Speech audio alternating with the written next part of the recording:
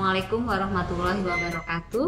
Perkenalkan, nama saya Rica Mardianingrum. Saya adalah seorang dosen farmasi yang bertugas di kampus Universitas Perjuangan Tasikmalaya atau yang biasa dikenal dengan Unper sejak Mei 2018 dengan NIDN 0416048306. Jabatan fungsional saya terhitung bulan November ini adalah lektor.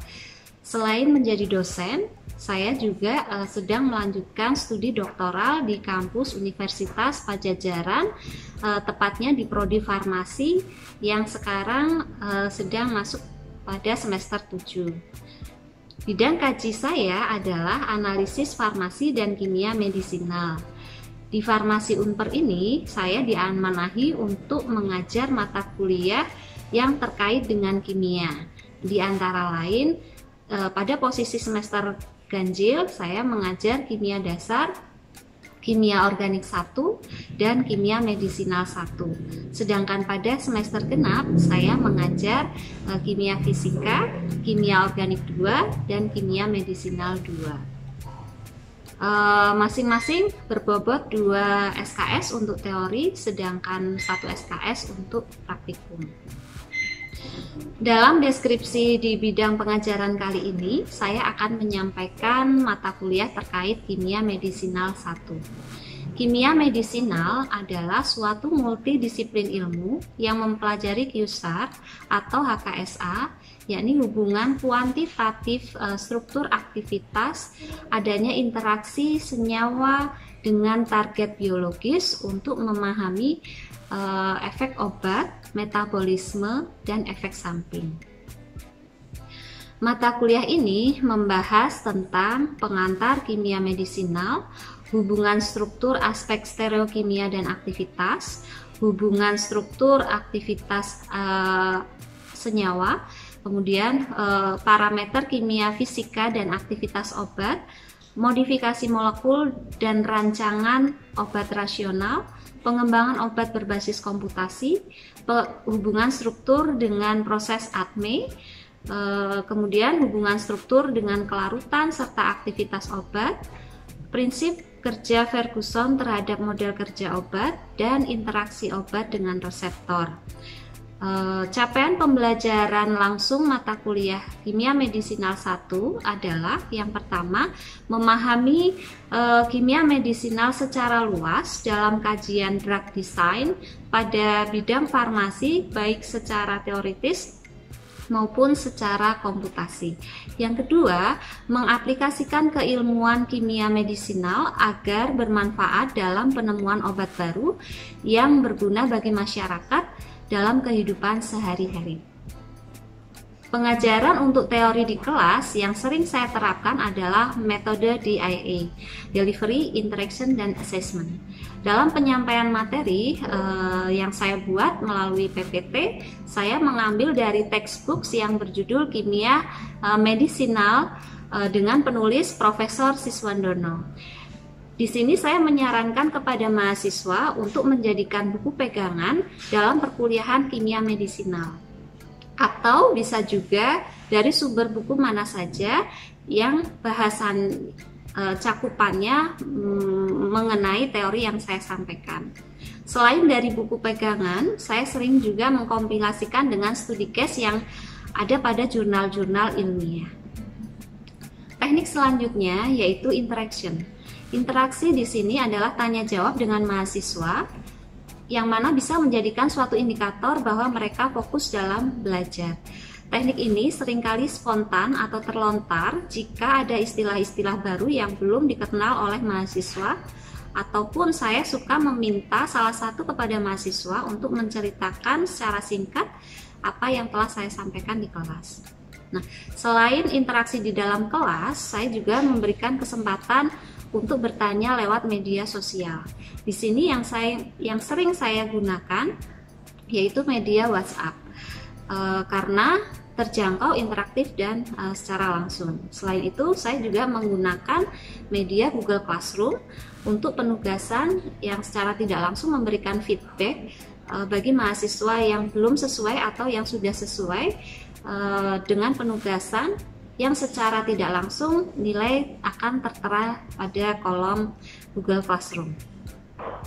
Teknik yang terakhir yaitu assessment. Penugasan pada mahasiswa yang sering kali saya berikan saling berkaitan. Dimulai dari pencarian jurnal, baik itu jurnal nasional terakreditasi maupun jurnal internasional.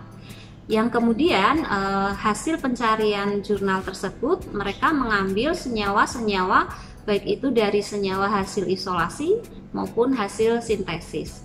Senyawa-senyawa tersebut dilakukan screening lebih lanjut menggunakan media-media software yang terkait dengan kimia komputasi dalam pembelajaran kimia medisinal. Kenapa saya menyarankan kepada mahasiswa untuk membiasakan membaca jurnal? Karena agar wawasan mereka terbuka, keterbaruan dan kemampuan dalam mengimplementasikan bahasa Inggris terhadap mata kuliah yang ada di farmasi. Kemudian hasil screening yang telah dilakukan oleh mahasiswa dilakukan presentasi di dalam kelas. Hal ini dilakukan agar lebih jelas dan mudah dipahami oleh semua mahasiswa. Setelah melakukan presentasi, tugas tersebut ditulis berupa draft jurnal lalu dikumpulkan. Biasanya saya memberikan waktu sebelum mengerjakan ujian tengah semester ataupun ujian akhir semester. Berikut saya sampaikan video pembelajaran saya melalui Zoom meeting dengan mahasiswa tingkat 3, tepatnya semester 7 pada mata kuliah Kimia Medisinal 1. Terima kasih. Assalamualaikum warahmatullahi wabarakatuh. Waalaikumsalam warahmatullahi wabarakatuh. Selamat pagi semua. Apa kabar? Pagi Ibu, alhamdulillah baik. Sehat ya, sehat semua ya. Mudah-mudahan sehat selalu. Pertemuan kali ini pertemuan setelah UTS, tepatnya di pertemuan ke-9 ya. Karena pertemuan ke-8 kita melakukan ujian tengah semester ya. Kemarin udah dicek ujian semesternya lumayan lah ya, nilainya cukup bagus. Untuk materi kali ini Ibu akan menyampaikan tentang perkuliahan dengan materi absorpsi. Tapi sebelumnya hari ini ada yang tidak hadir? Hadir semua? Ada yang absen nggak? Hadir semua ya? Ya Bu. Nggak mungkin yang hadir ngacung ya, yang nggak hadir maksudnya. Di sini materinya udah terlihat? Sudah Bu. Sudah Ibu. Ya.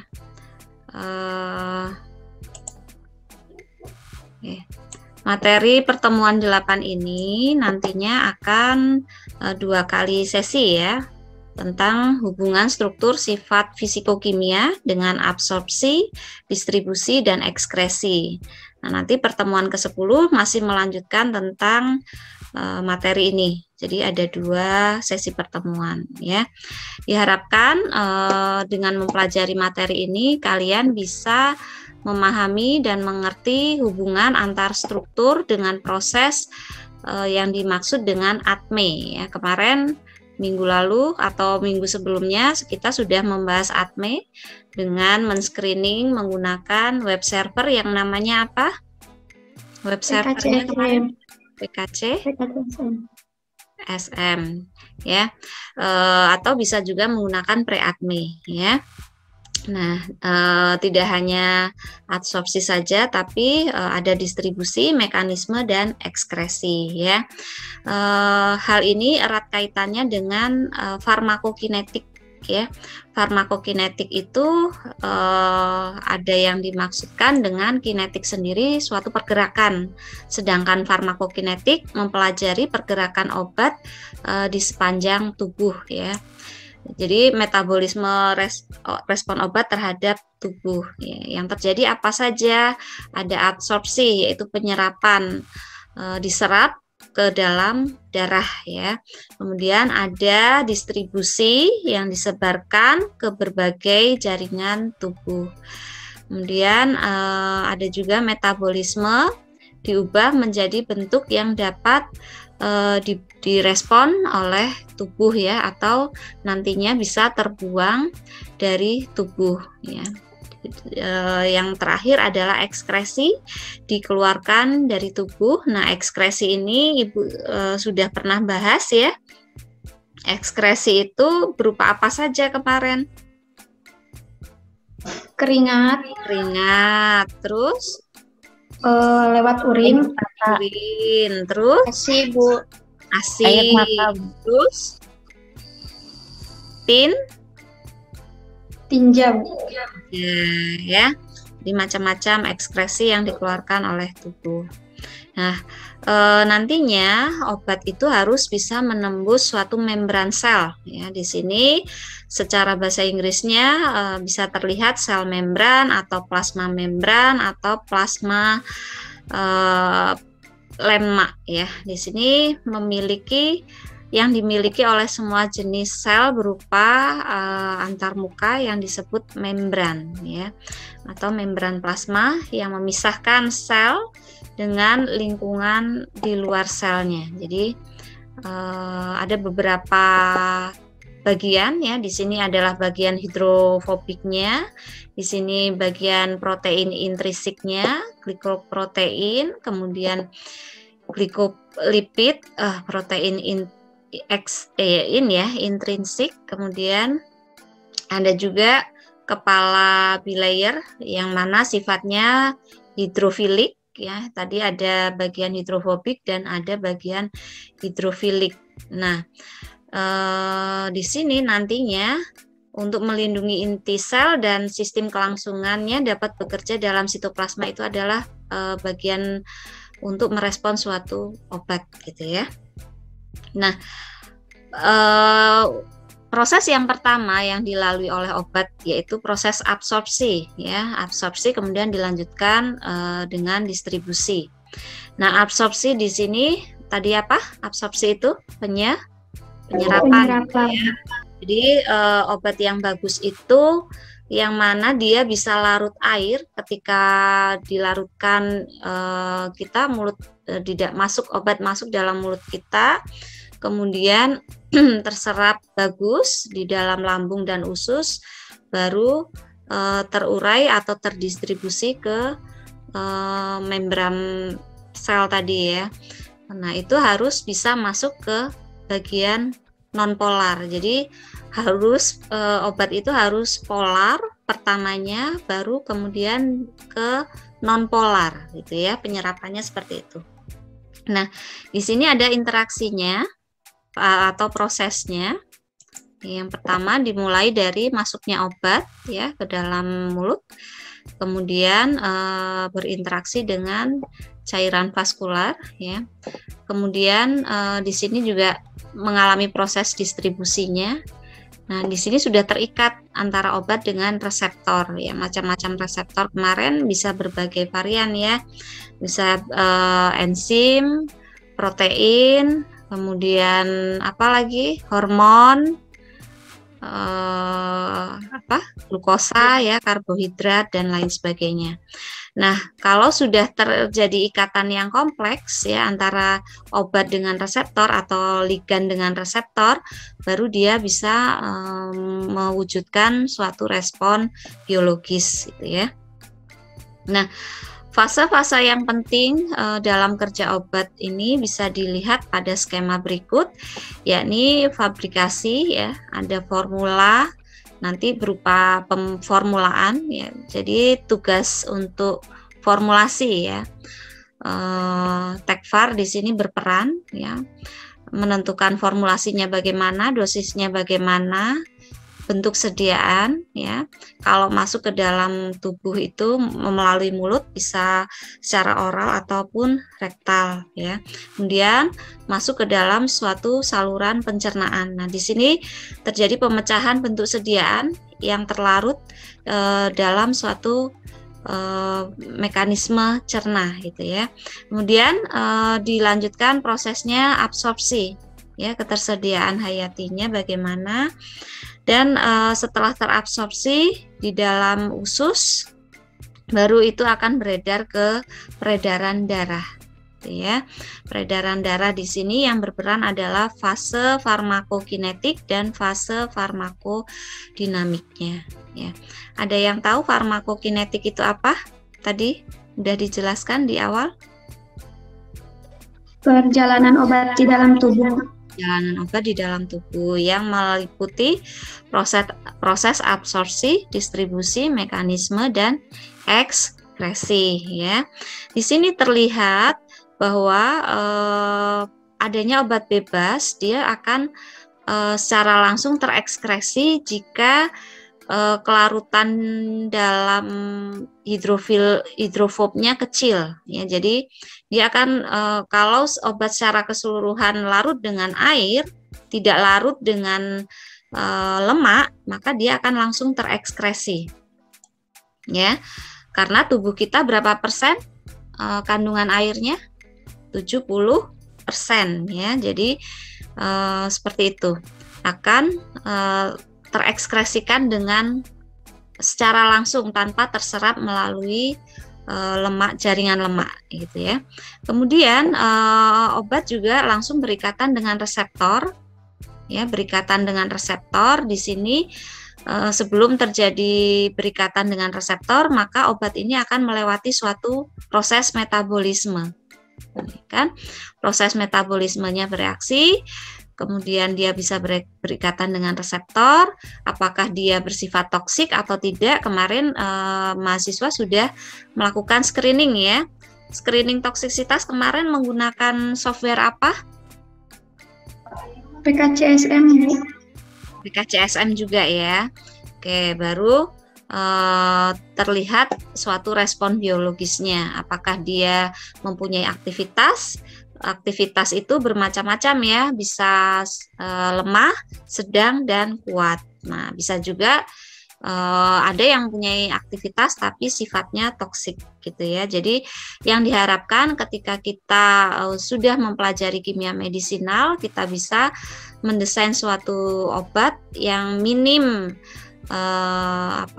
maksudnya minim resisten, minim toksik, tapi aktivitasnya meningkat, akan masuk ke dalam suatu metabolisme dalam tubuh.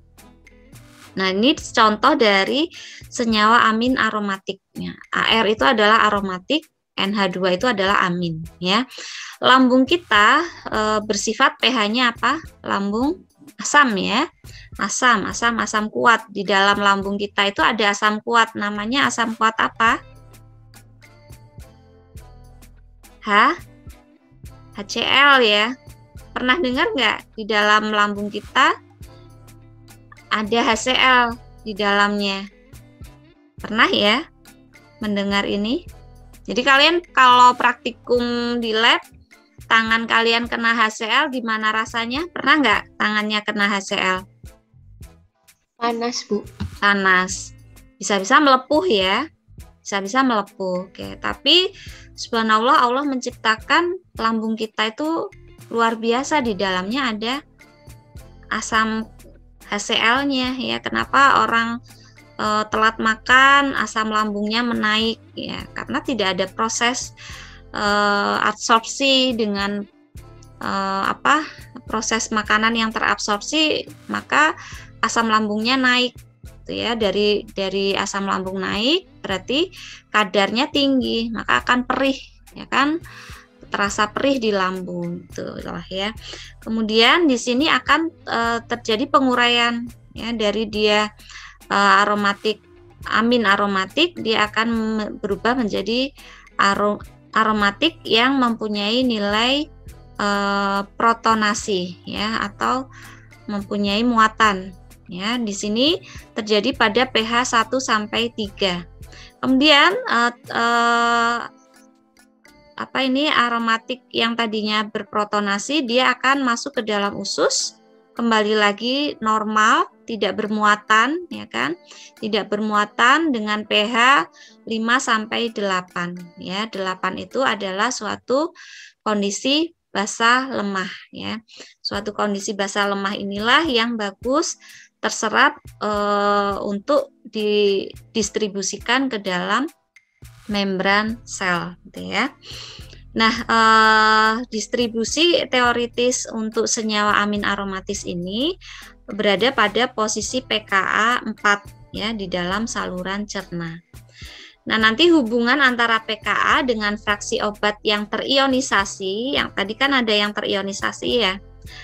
Yang terionisasi itu berubah menjadi ArNH3+, ya kan? Itu sebagai Ci, dan yang tidak terionisasi yang tadi NH2 di sini sebagai Cu. Ya. Ini dapat dinyatakan dengan persamaan Henderson Hasselbalch ya. Untuk asam lemah sendiri, pKa itu adalah nilai ketetapan untuk derajat keasaman ya. pKa itu derajat keasaman. Nah, ini bisa didapatkan dengan menggunakan rumus pH ditambah log Cu. Cu itu tadi adalah fraksi obat yang tidak terionisasi dibagi dengan fraksi obat yang terionisasi ya. Jadi misalkan saya punya contoh di sini ada RCOOH ya. COOH itu suatu gugus apa? Masih ingat nggak? Asam karboksilat. Asam karboksilat ya. Asam karboksilat kalau terurai dia bisa terurai sebagian ya menjadi RCOO- dan H+. Maka nilai pKa di sini diperoleh dengan cara menghitung pH ditambah dengan log yang tidak terionisasi ya. Yang tidak terionisasi adalah reaktannya, kemudian dibagi dengan yang terionisasi. Yang terionisasi di sini adalah RCOO-nya, gitu ya. Kemudian untuk basa lemah, pKa dapat dihitung dari pH ditambah dengan log obat yang terionisasi dibagi dengan log obat yang tidak terionisasi. Nah, ini contohnya basa lemah tadi ya. RNH3+ ya. Dia akan berubah terionisasi menjadi RNH netral dan ditambah dengan H+. Maka nilai pKa-nya adalah pH ditambah log RNH3 yang bermuatan dibagi dengan RNH3 yang tidak bermuatan. Ya.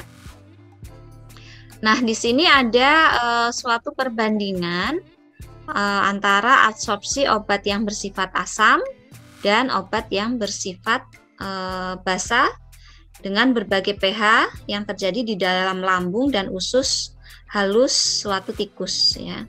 Jadi bisa terlihat di sini ini nama-nama obat ya yang cenderung keasamannya berbeda-beda. Nah, di sini asam yang paling kuat itu adalah asam salisilat, obat asam salisilat ya. Terlihat di sini persen absorpsinya dia paling besar dibandingkan dengan yang lain ya. Sedangkan yang basa di sini terlihat basa yang paling kecil yaitu anilin ya. Maka dia akan menghasilkan persen absorbensi yang bagus di dalam lambung dan usus halus tikus ya. Jadi kalau obat di lambung saja udah pecah ya, maka obat itu harus menggunakan salut ya agar tidak mudah pecah di lambung tapi bisa sampai ke usus halus ya. Nah, kemudian di sini juga terlihat hubungan koefisien partisi antara kloroform air dengan persen absorpsi untuk molekul beberapa senyawa asam ataupun basa. Kenapa di sini menggunakan kloroform dan air? Jadi kloroform sendiri merupakan suatu parameter atau suatu larutan yang bersifat apa? Kloroform? Sifat kloroform? Polar, semipolar atau nonpolar? Nonpolar, Bu. Nonpolar ya. Nonpolar, sedangkan air bersifat Polar. Ya. Ini koefisien partisi ini sudah terhitung ya, ada rumusan tersendiri ya, maka langsung diperoleh nilai P ya. Kalau nilai P-nya 100 ya, dia persen absorpsinya 67. Nah, ini terjadi pada obat tiopental. Nah, tiopental ini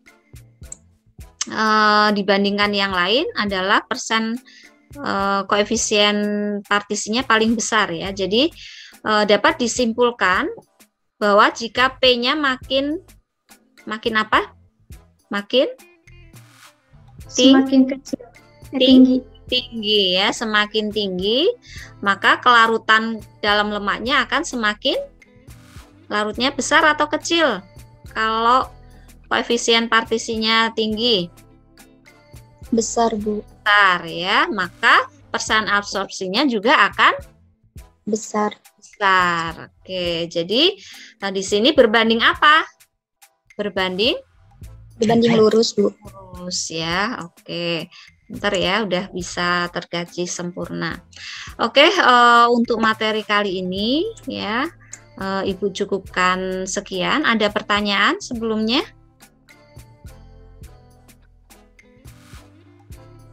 Atau kita review lagi ya. Tadi Ibu menjelaskan tentang masih tentang absorpsi ya. Tentang absorpsi, belum secara keseluruhan terhadap